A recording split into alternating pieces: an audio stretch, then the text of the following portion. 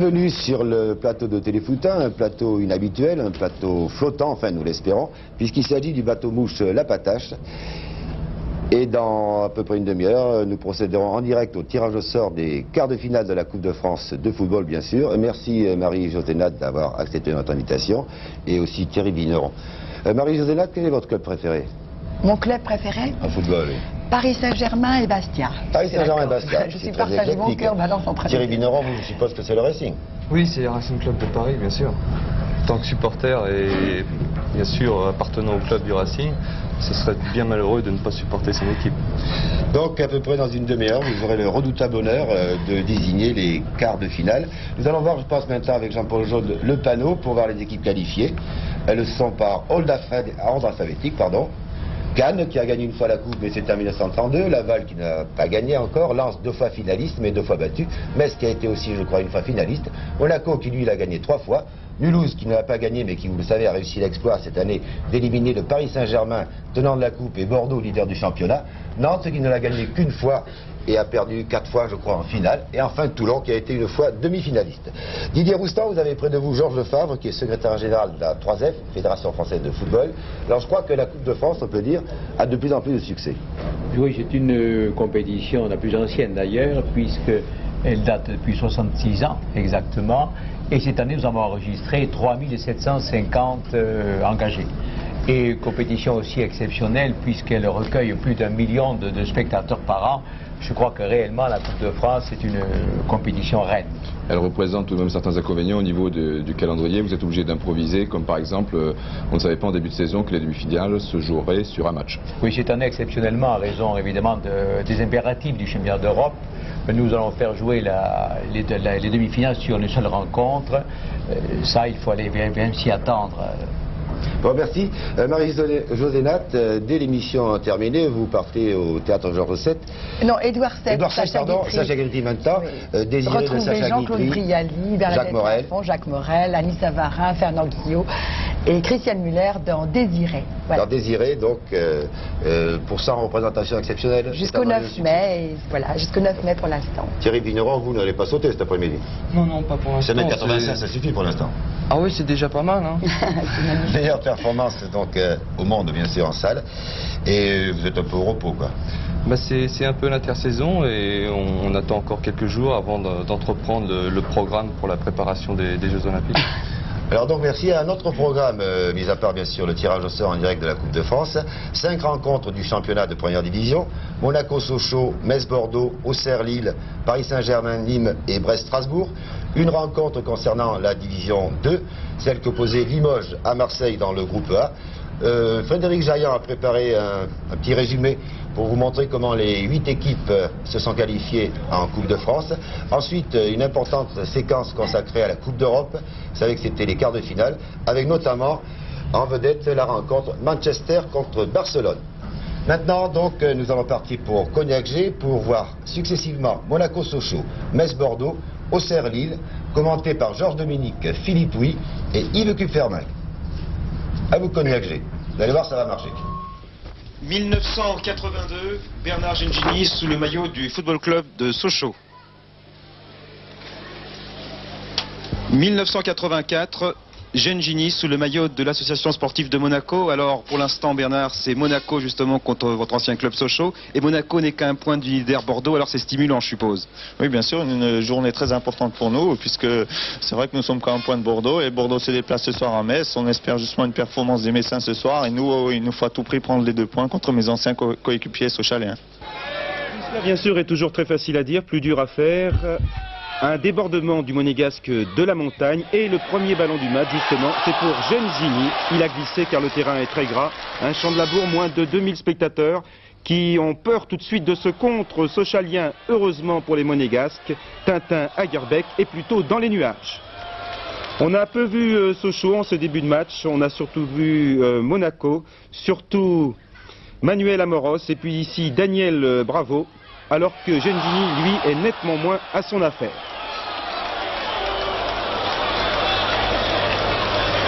La même chose, mais vue de derrière, mais le numéro 10 de Monaco va tomber à la renverse. Les joueurs de la Principauté vont tout de suite se rattraper sur ce corner. C'est parti de la Montagne, une tête sochalienne. Amoros pour son numéro 11, Bellone. Tête de Sauzé, toujours Amoros. Bravo, Manuel Amoros. Et un dernier pivot. Et le pied gauche de Uwe Krause. 38e minute, Monaco mène 1-0. Avantage tout à fait logique après un superbe mouvement de toute l'attaque monégasque. D'abord le renvoi sochalien, et puis cette combinaison Amoros, Bellone, Amoros, bravo, Amoros, tout ceci s'achevant sur le pied gauche de l'Allemand Uwe Krause. Un dernier pivot hors de portée de Jean-Luc Ettori. Avantage donc tout à fait logique, 1-0 à la mi-temps. En deuxième période, une bonne douzaine de ballons brûlants pour Monaco. Ici, c'est le Sochalien Ruti qui met en corner. Il va pratiquement se passer quelque chose toutes les minutes. Un corner. Tir d'Amoros, le ballon est toujours monégasque. Il va maintenant dans les pieds de Daniel Bravo qui part dans son style caractéristique. Et Rust arrête en 2 temps. Inquiétude bien sûr sur le banc de Sochaux, mais ça continue côté monégasque. Ici c'est de la Montagne, Rust toujours, qui détourne en corner. Encore donc un corner pour Monaco, cette fois de l'autre côté. Avec toujours le numéro 3 de Monaco, mais Rust est en état de grâce. Et toujours et encore l'équipe rouge et blanche, celle de la Principauté, avec un nouveau départ de Daniel Bravo sur le pied gauche de Bellone, mais c'est un peu trop croisé. Toujours donc 1-0, alors que dans leur tête, les Sochaliens se disent sans doute qu'il y a un bon coup à jouer. C'est ce que pense le jeune Thierry Fernier. Le voici au départ, il sera encore à l'arrivée. Malheureusement pour lui, il y a un poteau, Andiani est là. Il tape en force, juste sur Jean-Luc Ettori. Tout cela bien sûr pour l'équipe monégasque est un avertissement. Voici le final, Andiani contre Ettori. Avertissement donc pour l'équipe de Monaco. Et 1 minute plus tard, les Sochaliens vont remettre ça avec sans doute, regardez, un léger hors-jeu au départ. Sauzé pour Fernier, les Monégasques font signe. 1-1, égalisation de Sochaux à 9 minutes de la fin.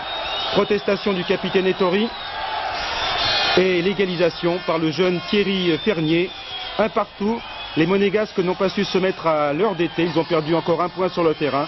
Et comme ce genre de point est capital sur la fin du championnat, alors on se rabat sur l'arbitre, trop souvent responsable de ces déboires. 8542 spectateurs seulement au stade Saint-Symphorien à Metz pour voir le leader Bordeaux et peut-être même la chute de ce leader, car côté girondin, on n'est pas très rassuré au début de la rencontre, encore que très rapidement on va s'apercevoir qu'il y a un léger mieux, surtout pour ce qui est de Giresse qui place un tir terrible après avoir réussi un petit exploit technique.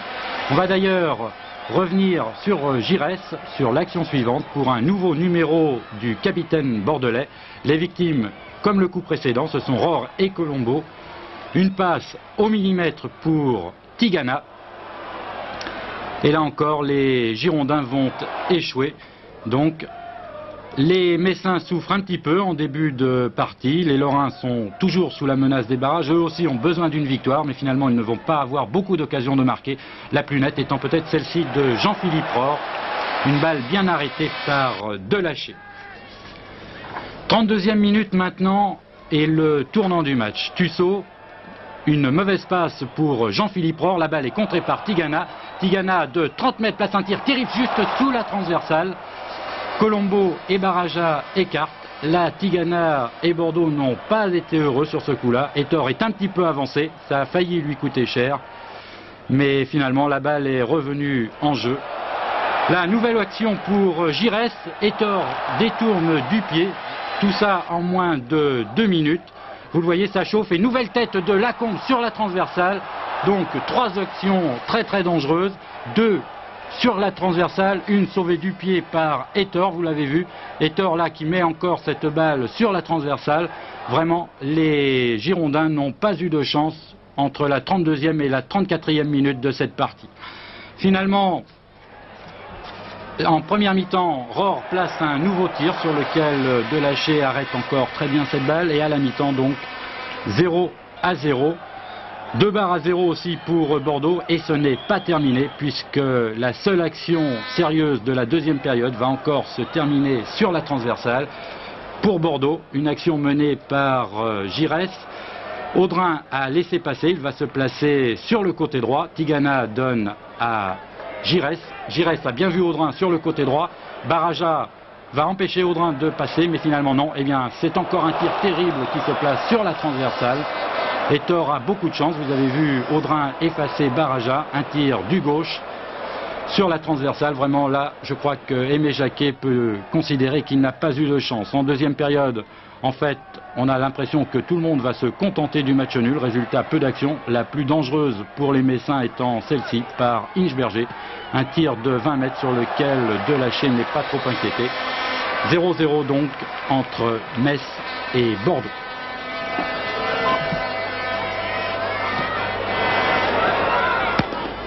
Depuis le début du championnat, les Auxerrois jouent les troubles fêtes.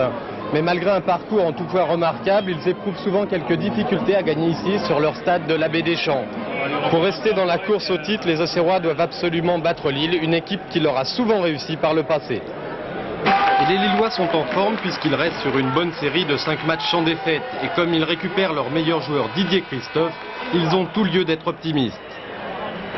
La rencontre débute sur les chapeaux de roue à l'initiative des Auxerrois qui, par un pressing constant, acculent les nordistes sur leur but. Peu d'occasions de but pourtant pour les Bourguignons qui se montrent assez imprécis dans la dernière passe. Par contre, il y aura beaucoup de corners et sur l'un d'entre eux à la 9e minute, un centre très brossé de Lantier et surprise, le ballon est au fond des buts de Motet. Alors, est-ce que Zarmac touche le ballon sur ce corner? Difficile de le dire même au ralenti. Il semble quand même que ce corner soit rentré directement.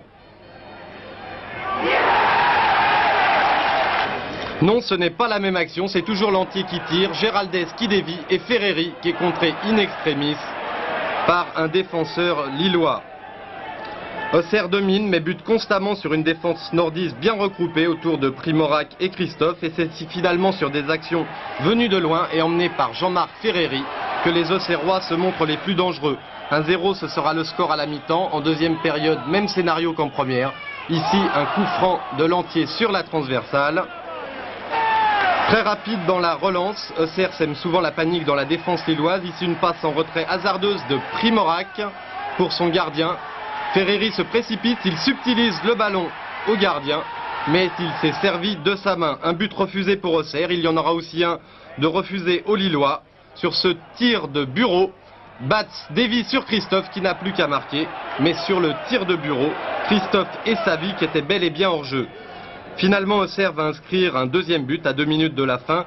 Une longue passe de Janas en avant. Tout le monde rate le ballon, Ferreri se précipite. Au coude à coude avec Thomas. Thomas qui n'a pas d'autre solution que de faucher l'international dans les 18 mètres. C'est l'indiscutable penalty. Le premier de la saison pour Auxerre et Zarmac ne laisse pas passer l'occasion. Il prend Motet à contre-pied.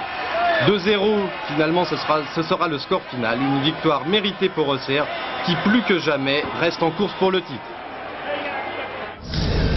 Et Ferreri sera présent mardi au Parc des Princes dans l'équipe de France olympique qui rencontrera l'Allemagne de l'Ouest. C'est le match aller, qualificatif pour Los Angeles. Et la location est ouverte demain au siège de la Fédération française de football, 60 bis avenue d'Iéna, et mardi au Parc des Princes. Voilà, il fallait passer ce message, sinon Michel Cagnan m'en aurait voulu. Maintenant, nous passons à l'autre match, Paris Saint-Germain-Nîmes avec Didier Roustan. Mais auparavant, je salue les présidents, j'avais oublié tout à l'heure, des clubs, les représentants de tous les clubs. Ils sont venus ici pour bien sûr assister à ce tirage au sort. Et je pense que leur cœur va battre un petit peu fort quand tout à l'heure Marie-Josée Nat et Thierry Vigneron plongeront leurs mains dans la coupe. À vous Didier Roustan maintenant pour Paris Saint-Germain. Oui, Paris Saint-Germain qui est un peu à l'image de ce championnat, c'est-à-dire des résultats assez bizarres et du mal à s'imposer sur son terrain, un petit peu comme Monaco. Hier soir encore au Parc des Princes, eh bien, les Parisiens ont laissé passer un point précieux devant la modeste équipe de Nîmes. Et déjà, il y avait eu un avertissement il y a peu de temps avec Rennes, la Lanterne Rouge, qui menait 2-0 à la mi-temps, vous vous souvenez, toujours contre le Paris Saint-Germain, toujours au Parc des Princes. Donc hier soir, c'était l'avant-dernier, donc le Nîmes Olympique qui a réalisé une très belle performance, une équipe toujours très sympathique puisque les 3/4 de cette formation est issue, on le sait, du centre de formation. Le PSG a dominé, nous sommes en début de partie et ici il va y avoir une bonne occasion pour le Yougoslave Suzic qui était au départ, Fernandez, Rocheteau. Mais Suzic veut mettre le ballon dans un trou de souris, là c'était carrément un trou de puce, et essayer de passer un ballon dans un trou de puce, c'est très difficile, un coup de souris aussi d'ailleurs. Donc bonne occasion pour le Paris Saint-Germain. Nous sommes maintenant à la 12e minute, toujours avec Rocheteau, le seul attaquant en pointe. Et là, peut-être une faute de Bacconnier sur Moustapha Dalet. C'est terminé pour la première mi-temps en ce qui concerne le Paris Saint-Germain. Une très belle occasion pour les Nîmois. À 2 minutes de la mi-temps, vous voyez le marquage n'est pas très serré. Cubens a le temps de se retourner tranquillement. Il adresse un bon tir. La Baratelli est surpris. Il ne fait que repousser. Pérez surgit et finalement Janvion in extremis du pied gauche sur la ligne à la mi-temps. 0-0 et on retrouve les Nîmois dès la reprise à la 48e minute pour une action également très intéressante. Centre de Goudard. Tout le monde est lobé et finalement c'est l'arrière droit Fournier en position d'arrière gauche qui met de peu à côté. Le Paris Saint-Germain accélère maintenant avec son Yougoslave, Suzic, très bon centre et belle reprise là de Dominique Rocheteau, mais Gilles Morisseau a été excellent hier soir, tout comme sa défense. Le match est maintenant beaucoup plus équilibré. Nîmes croit en ses chances et attaque toujours du côté droit avec le rapide ailier Goudard. Là peut-être une faute de Janvion sur Cubens, c'est toujours difficile à dire. Changement dans l'équipe du Paris Saint-Germain, Suzic qui sort sous les sifflets. Heureusement qu'il a signé son contrat, sinon il serait parti directement à Orly ou à Roissy, car il n'était pas très content, Suzic. Il est remplacé par Michel Ngom. Une bonne occasion, la Rocheteau qui temporise bien, qui attend que Fernandez se place. Voilà qui est fait, mais Fernandez veut piquer le ballon, lober Morisseau, un geste technique difficile. Et l'occasion la plus nette de cette deuxième mi-temps, encore à mettre à l'actif des Nîmois.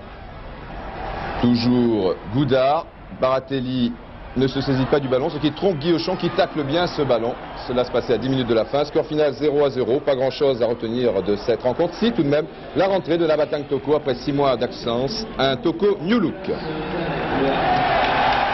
Le crâne rasé, c'est dû à quoi? Vous êtes peut-être le seul footballeur au monde depuis l'histoire du football à avoir un crâne rasé. Pourquoi? Je sais pas, pour manquer de vue de la tête. Bon, enfin, il faut dire que tout le monde maintenant a des rastas, il faut sortir de l'ordinaire. Donc vous lancez une nouvelle mode? Non, je lance pas une nouvelle mode, mais en fait, je suis bien comme ça. Peut-être que je vais pas continuer. Je me suis rasé et ça m'a... Pourquoi pas? Ouais, pour le plaisir. Ah oui, c'est avant, oui, je vois. Regardez Toko, là, j'étais un peu surpris, évidemment. Il faut dire que... c'est un peu surprenant cette coupe de cheveux, enfin après la coupe rasta, maintenant c'est la coupe rasée. Maintenant, Brest-Strasbourg, Jean-Pierre Dragzuc. À nouveau, nous repartons pour Cognac-G. C'est tout de l'autre côté de la Seine, c'est pas loin. 100 mètres à vol d'oiseau. Brest-Strasbourg sur un terrain détrempé et domination quasi constante des Brestois.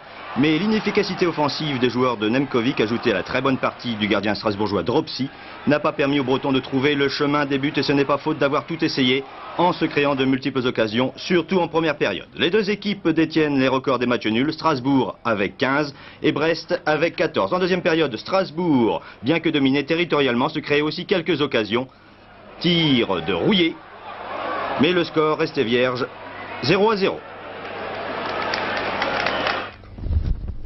32e journée, une fois encore, les équipes de tête font du surplace et c'est inquiétant un peu pour la valeur globale de notre football. Si vous prenez, regardez les 9 premiers, un seul à gagner, c'est Auxerre. Tous les autres matchs nuls, sauf Toulouse, battu à Toulon. Toulon qui, avec Saint-Étienne, a fait un pas vers le maintien. Les attaquants, en tout cas, tirent la langue. Les deux doublés de la soirée réussis par des étrangers. 2 buts du Nantais Ali Lodzik et des buts de Tcharmak qui permettent à l'attaquant d'Auxerre de repasser en tête des buteurs. Le classement qui ne change guère. Bordeaux 44, Monaco 2e à 1 point, Auxerre à 2 points, le Paris SG 4e à 4 points. Et tout en bas, en quelque sorte comme sur la patache, Nîmes et Rennes sont, comme l'on dit, largués. L'Olympique de Marseille sur le chemin de la première division, en tout cas les Minots de Marseille ont fait un grand pas vers la remontée en allant faire match nul l'autre soir à Limoges. Limoges, Olympique de Marseille, Jean-Pierre Dragzuc toujours.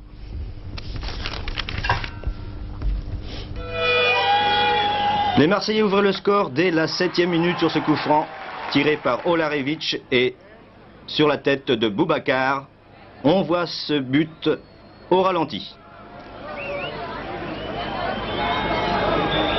Tête plongeante de Boubacar, Duzé est battu, pleine lucarne. 1-0 pour Marseille. C'est également sur coup franc que Limoges devait égaliser. Fort justement, cette fois-ci, c'est Goursat qui tirait directement et trompait Lévy, le gardien marseillais. Limoges-Marseille, un but partout. Résultat du groupe A. Limoges et Marseille, vous l'avez vu, match nul, 1 but partout. Montpellier est battu à domicile 1-0 par Béziers. Et hier soir, Guignon a battu Lyon 3-2. Le match Cannes-Nice aura lieu aujourd'hui. Au classement, Marseille compte maintenant 6 points d'avance sur Nice et Lyon. Limoges est 4e. Groupe B, vendredi soir, dans le derby parisien, le Racing Club de Paris a écrasé le Stade Français 4-0. 2 buts de Ben Mabrouk et 2 autres de Ekeke. Les ciels et bleus réalisent la meilleure opération puisque le leader Tours s'est fait battre à Sedan de 1. Les Havrais n'ont pu faire que match nul, 0-0 à Roubaix. Au classement, Tours conserve la tête avec un seul point d'avance maintenant sur le Racing et 3 sur le Havre. Oui, toujours passionnant également ce championnat de France de 2e division. Sur ce, nous allons jeter l'encre, comme l'on dit, à partir de la rue Cognac-G et vous rejoindre, Jean Rénal, sur la Patache au Pont de l'Alma avec vos invités et la Coupe de France en arrière-fond. À vous. Bien, c'est le moment, c'est l'instant ou presque. Encore 4 minutes, patientez pendant 4 minutes. Et Marie-Josée Nat et Thierry Vigneron procéderont au tirage au sort des quarts de finale de la Coupe de France de football. Mais auparavant, Frédéric Jaillant va vous apprendre, ou plutôt vous rappeler, comment ces 8 équipes se sont qualifiées.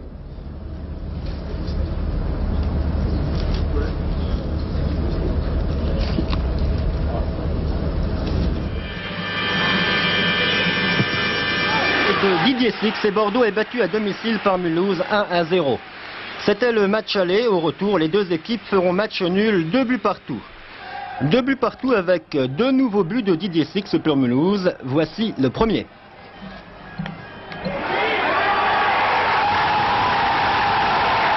Le deuxième ne va pas tarder, 2 partout, qualification de Mulhouse et Bordeaux, le leader du championnat, est donc éliminé.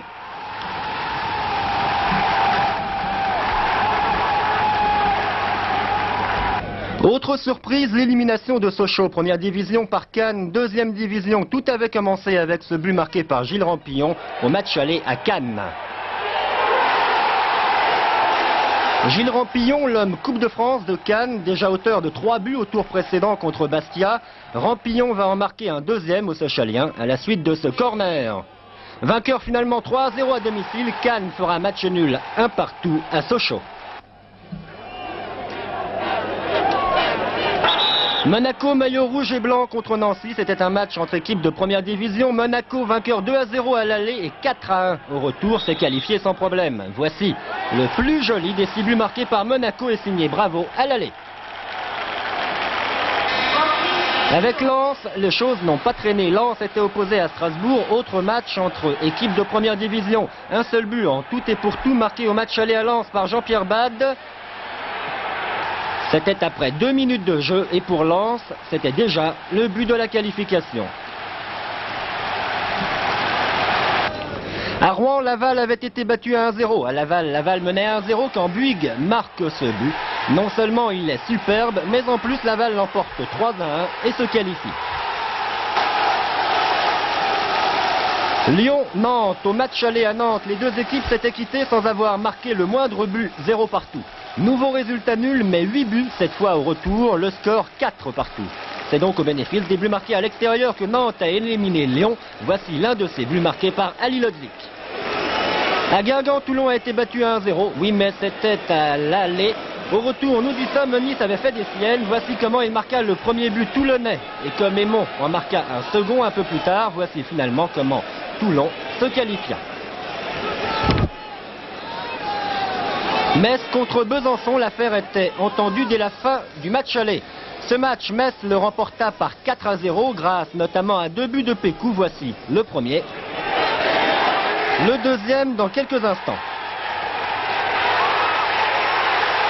Au retour, les deux équipes feront match nul, 1 but partout, mais il y avait alors longtemps que Metz était qualifié.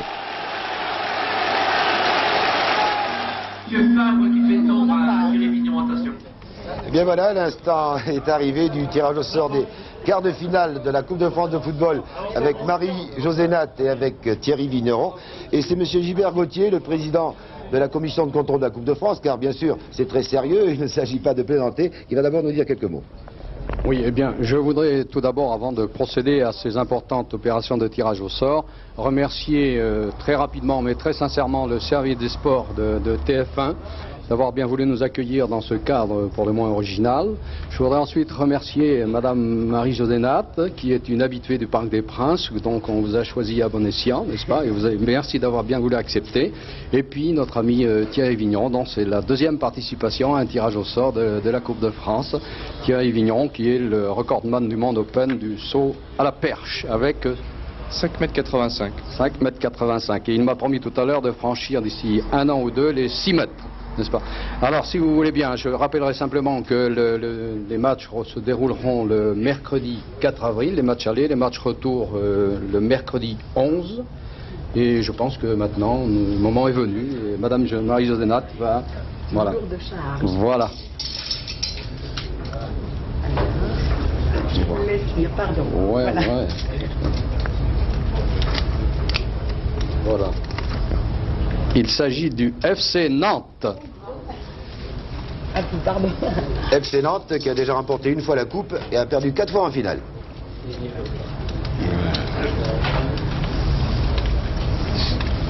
Il s'agit de Mulhouse. Nantes-Mulhouse, eh bien, pour Mulhouse, je suppose qu'on doit se dire jamais 203, car Mulhouse a déjà éliminé le Paris Saint-Germain et Bordeaux. Didier Roustan, les réactions? On attend un petit peu. Oui, et puis en plus, c'est pratique, parce que M. Guerig, le président de Mulhouse, et le vice-président du FC Nantes, M. Ichoa, sont côte à côte. M. Ichoa, alors, premier match à Nantes. C'est ce que nous voulions éviter. C'est certain, mais nous essaierons, comme Thierry Vigneron, de bien sauter ce tour-là. De toute manière, vous êtes habitué, oui, vous avez joué contre Lyon également le premier tour. Monsieur Guerig, oui, effectivement, jamais 203, mais enfin, on avait peut-être envie de souffler, non? Non, pas du tout, on savait que ce serait Nantes, alors on n'est pas surpris du tout. Et après le vainqueur de la Coupe et le leader du championnat, eh bien, on battra le champion de France en titre. Je pense que c'est tout à fait normal. C'est vrai, c'est tout à fait normal, et puis tout est arrangé, la Coupe de France, on le sait, mais il fallait peut-être pas le dire. On continue. C'était déjà prévu, alors qu'est-ce que ça veut dire, ça, président? Vous voyez, c'est pas très sérieux, la commission de la Coupe de France. On continue. Voilà.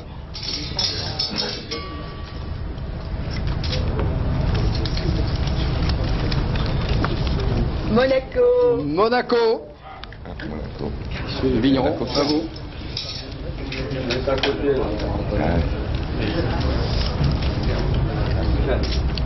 Cannes. Ah, Monaco-Cannes. Voilà qui ne pouvait mieux tomber. C'était prévu aussi, pareil. Voilà, c'était prévu. Voilà. On ne pouvait pas rêver mieux, c'est vrai. Alors on peut faire une petite halte et interviewer Jean Petit. Un derby, bon, il n'y a jamais beaucoup de monde à Monaco, il n'y en a pas beaucoup à Cannes. À 2, on va peut-être s'arranger. Je crois qu'on va remplir le terrain. Mais enfin, ce qui est important pour nous, c'est dans la mesure où nous le recevons, parce que 3 jours après, nous avons un très grand match, c'est-à-dire Bordeaux. Et je crois que c'est 2 petits déplacements, et je crois que quand même pour nous, le championnat, c'est très important aussi. C'est bien pour récupérer. Je vais voir maintenant Richard Comte, qui est le manager de l'AS Cannes, qui se trouve de l'autre côté. Richard, bon, déjà, c'est pratique pour une histoire de terrain que Cannes joue le match retour à l'extérieur. Vous allez me raconter pourquoi? Oui, de ce côté-là, pas de problème, puisqu'on était ennuyés pour un problème de cirque qui, le 3, 4 et 5, se trouve sur le parking du stade de Coubertin. Et donc, il y avait un problème d'inversion qui était à envisager, ou plutôt, au niveau de la date, avancer la date éventuellement au mardi. Problème de concurrence aussi au niveau avec Monaco, mais ce problème n'y est plus, hein, puisqu'on jouera en même temps. Et si vous voulez, en ce qui concerne le tirage, on ne pouvait pas plus mal tomber. Voilà, plus mal tombé, bien nous verrons ça. Cannes est également habitué aux grosses têtes puisqu'il y a eu Bastia et Sochaux, et puis c'est vrai, on avait prévu le cirque. Il faut vous dire que c'est la première fois depuis 27 ans que l'AS Cannes atteint les quarts de finale. On ne peut pas tout prévoir. La suite.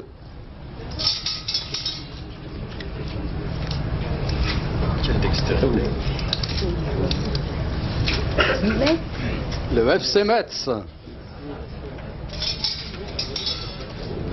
voit bien tout le monde.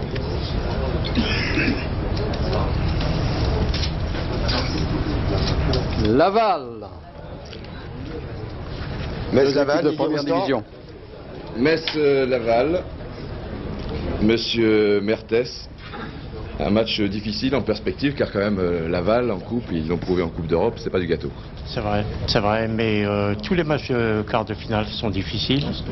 Et je suis malheureux pour Monsieur Bisson, parce que nous allons être obligés de l'éliminer. Oui, ça me fait vraiment beaucoup de peine. Également pour Monsieur Bisson, quelqu'un de charmant, mais enfin, Vous êtes d'accord? Il y a que vous qui le dites, je m'en parle après. Ah, moi j'ai rien dit, moi, c'est M. Mertens. Mais en ce qui nous concerne, on n'a pas pour principe de ne jamais se fixer d'objectif, mais de prendre toutes les éventualités. Eh bien, parmi toutes les éventualités, j'estime que Metz c'est une éventualité sympathique également. Bon, bah tout le monde est content, c'est bien. Bon, mais je peux vous dire que le prochain match sera Lens-Toulon, bien entendu, ou Toulon-Lens, donc c'est important pour savoir qui va recevoir le premier, et si il n'y a pas d'erreur dans les papiers aussi. Ah, ça c'est encore une hypothèse. Jamais, hein. Enfin, j'en doute tout de même. Alors à vous, si vous voulez bien. On continue, mais c'est la fin. Hein. Voilà.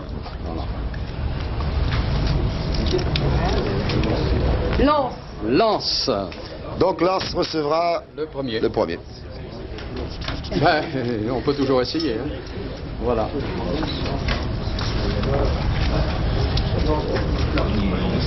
Oui, monsieur Rénal, il n'y a pas d'erreur. C'est bien Toulon. Bon. Didier. Alors, Lens-Toulon, monsieur Bonadei, qui est le président de Toulon. Ça fait loin, Lens, mais enfin pour Toulon c'est du bonus, car vous pensez surtout au maintien en première division. Et puis vous n'avez pas vraiment fait beaucoup d'efforts au niveau de la Coupe de France. On l'a vu contre Toulouse, vous avez laissé des joueurs au repos, et puis finalement ça se présente plutôt bien.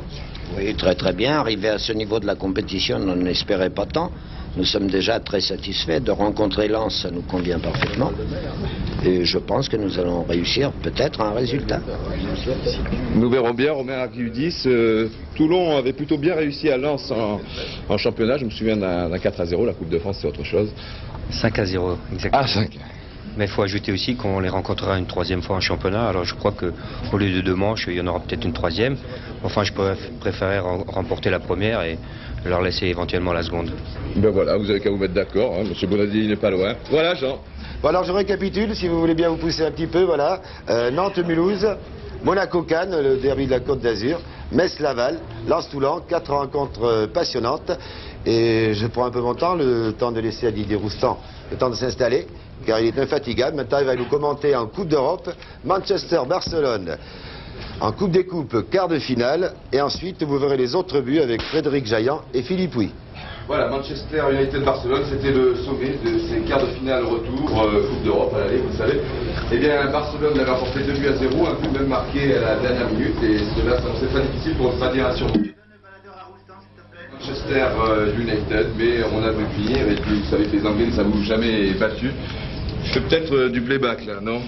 Bon, je sais pas si je dois répéter tout ce que j'ai dit, enfin c'est pas grave. Le principal, c'est les images, je pense qu'elles vont pas tarder maintenant. Je vous disais que Manchester United-Barcelone, c'était le sommet, et à l'aller, 2-0 pour Barcelone. Les Anglais, eux, comme toujours, eh bien, bon, ils n'ont peur de rien, ils ne craignent rien. Et on les retrouvait sur leur pelouse sacro-sainte de Old Trafford, mais tout de suite, un corner pour Barcelone, qui joue exceptionnellement en maillot jaune. Un petit exploit technique signé Diego Armando Maradona, joueur inconnu, qui joue à Barcelone. Nous sommes maintenant à la 10e minute de cette partie et première action intéressante pour Manchester avec un bon relais là. Et c'est finalement un centre d'Arnold Muren. Urruti, le gardien de Barcelone, est trompé. Finalement, Maratellia peut dégager en corner l'arrière gauche. Ça commence à chauffer. Urruti le sait et fait des grands signes à sa défense qui bat un petit peu de l'aile maintenant. Centre de Wilkins. Une erreur là entre Urruti et Alessanco. Et finalement, eh bien, c'est Whiteside qui faisait sa rentrée, qui a lobé Urruti. Il s'en est fallu de quelques centimètres, comme vous allez pouvoir le constater sur ce ralenti. Bien joué en tout cas de la part de Norman Whiteside. Et le but chauffe à 0, plus qu'un but de retard. Nous sommes à la 34e minute. Montée de Julio Alberto, un relais avec Rojo qui veut jouer le 1-2. Il le fait avec Wilkins, c'était pas prévu mais ça revient au même. Tir de Julio Alberto, la défense détourne comme elle peut et finalement ce ballon termine dans les pieds de Marcos qui rate là une bien belle occasion, car en cas de but évidemment Manchester United aurait dû en inscrire 3. Toujours côté gauche et toujours les mêmes. Julio Alberto et Rojo, cette fois le 1-2 est parfait. Rojo échappe au tacle de Duxbury, c'est bien joué. Et là il y avait Moran qui avait bien couvert, pas pour longtemps. Toujours Barcelone, les premiers sur ce ballon. Schuster et Maradona qu'on n'avait pas beaucoup vu pour l'instant. Bélé stoppe facilement ce tir de l'Argentin. Un match très ouvert, un match très intéressant où tout semble possible. La dernière occasion de cette première mi-temps à mettre à l'actif de Manchester United avec cette reprise de Wilkins qui va sur le côté gauche du terrain mais qu'on le retrouvera sur le côté droit car c'est la mi-temps. Les jeunes sont maintenant sur la gauche et là regardez, les joueurs de Barcelone jouent un petit peu la montre. Nous sommes en début de cette deuxième mi-temps. Il faut dire aussi qu'il y a le pressing des joueurs anglais.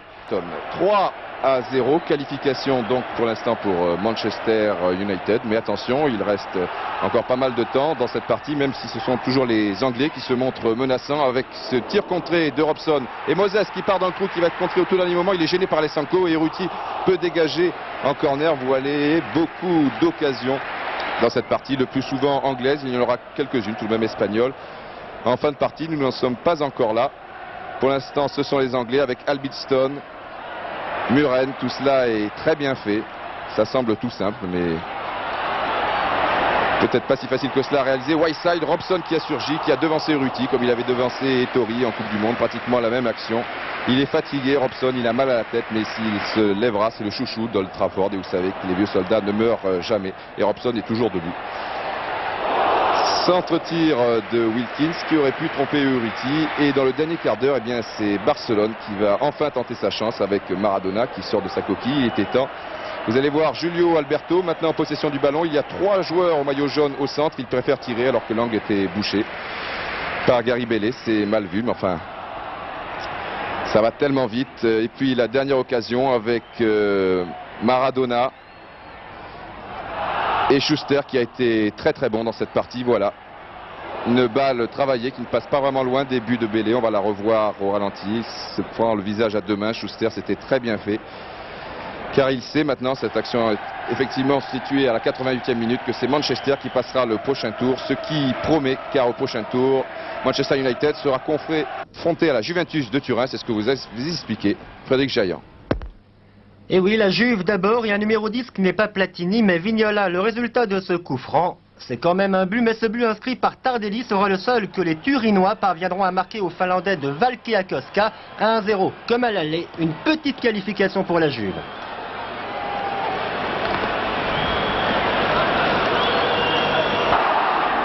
Aberdeen Újpest Dödza, 2-0 pour les Hongrois à l'aller et un premier but pour les Écossais par McGee de la tête sur un centre de Strachan. Les Écossais vont égaliser sur l'ensemble des 2 matchs à la 87e minute à la suite de cette action. Et c'est encore McGee du plat du pied qui trompe le gardien hongrois. 2-0, on joue donc les prolongations. Et ces prolongations, eh bien, le tenant de cette coupe des vainqueurs de coupe va la finalement remporter grâce à un 3e but de McGee qui réussit donc le hat-trick. 3-0 pour Aberdeen. Les Soviétiques de Donetsk, maillot orange, contre les Portugais de Porto à l'aller chez eux. Les Portugais l'avaient emporté 3-2. C'est dire que ce but marqué à une demi-heure de la fin du match par Gratchev les éliminait. Mais c'est finalement Porto qui va se qualifier, les Portugais égalisant après 70 minutes de jeu par le remplaçant Walsh. Walsh entré en jeu 2 minutes plus tôt.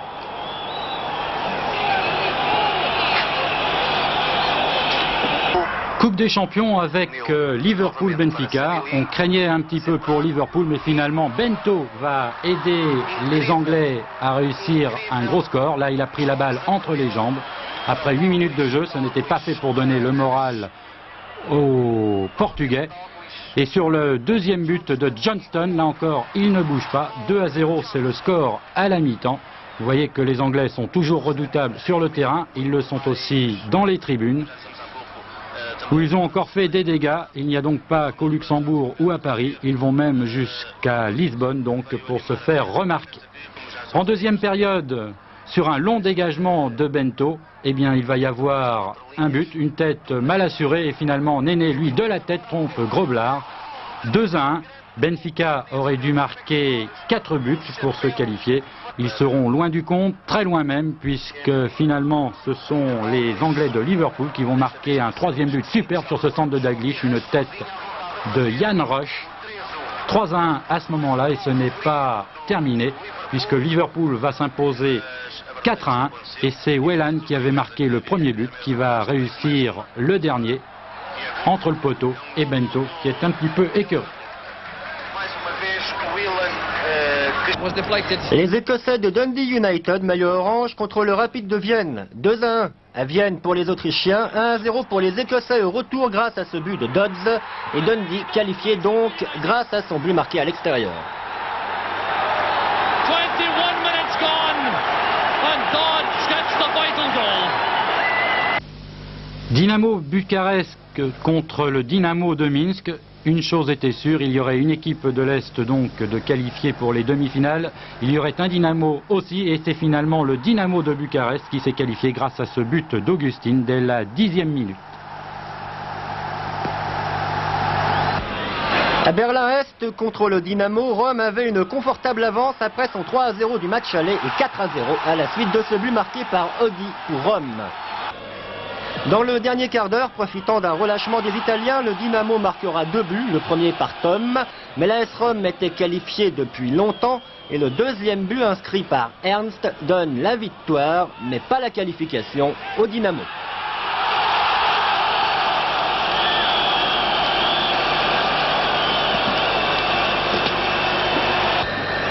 En Coupe de l'UEFA, le Spartak de Moscou avait été battu 4-2 à l'aller par Anderlecht. Il leur fallait donc marquer au moins 2 buts pour se qualifier. Ils ne feront que la moitié du parcours puisqu'ils n'ont marqué qu'un seul but, 1-0 donc et qualification pour Anderlecht. L'Austria de Vienne recevait Tottenham et un long dégagement de Clemens, le gardien de Tottenham. Résultat, le ballon parvient dans les pieds de Brasil, qui marque 1-0 pour Tottenham qui l'avait déjà emporté 2-0 à l'aller. L'Austria va cependant égaliser grâce à ce pénalty transformé par Prohaska, mais on va alors retrouver une vieille connaissance à la suite d'un corner que voici. Il s'agit de l'Argentin Osvaldo Ardiles. Et voilà Ardiles qui permet à Tottenham de reprendre l'avantage 2-1. Ardiles, après son court séjour au Paris Saint-Germain, était retourné à Tottenham, relevant d'une grave blessure. Il revient petit à petit, la preuve. En fin de match, l'Austria égalisera à 2-2, mais c'est bien sûr Tottenham qui est qualifié. Quant à ce but, a-t-il été marqué par l'attaquant de Vienne, Nihilazi, ou par l'anglais Roberts contre son camp? À vous de choisir. Les Autrichiens n'ont pas eu de chance avec les Anglais puisque Sturm Graz a été éliminé dans une histoire de penalty. Sturm Graz marque sur penalty donc par Bakota. 1-0 pour Sturm Graz. Il y a donc prolongation, mais dans les prolongations, c'est Walsh pour Nottingham Forest qui va marquer et qualifier donc l'équipe anglaise de Nottingham Forest.